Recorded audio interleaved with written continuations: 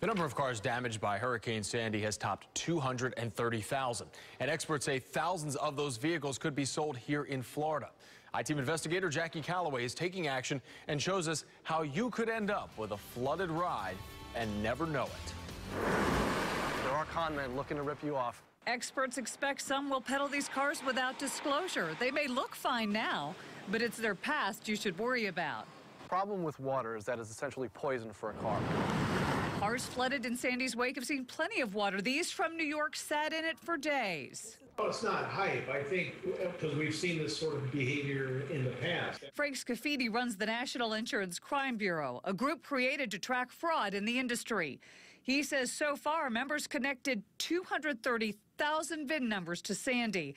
Now that's far fewer than Katrina, but still significant because thousands of flooded cars could end up on the market, and you'll never know their secret. In a perfect world, there would be disclosure. In Florida, dealers that sell more than 5 cars a year must disclose flood damage, but individual sellers don't have to follow that same rule. If a car has been damaged, it should be marked as such on the title or listed as salvage. Again, that doesn't always happen.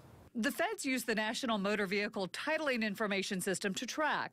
But Scafidi says not every state participates, so some scammers can wipe a car's past clean. They can get a new title from a different state. They drop the brand for salvage on it, and now all of a sudden you've got a damaged vehicle with a perfect title.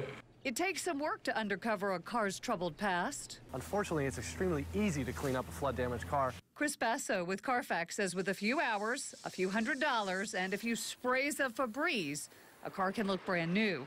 His company's free flood reports may indicate whether a used car was waterlogged. The worst thing is it can also affect the safety systems of the car. The airbag systems, the anti-lock brakes may not function at a time where you absolutely need them.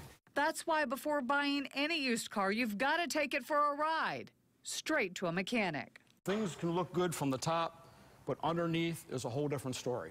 Bill Taylor, who owns a mechanic shop, says the story of every Sandy car can be uncovered if you look for red flags. To find the biggest one, just open the door and sniff. They can put perfume or cleanse it all they want, but that very first rush of the smell when you open the door, that's really a telltale sign. And there are others from inside when you pull back the carpets. Is that dry, or does that have a silt to it also? To the springs and bolts under the seats. They're not exposed to moisture, so if they are and you see rust under there, number one sign that, hey, there's been water inside of this vehicle.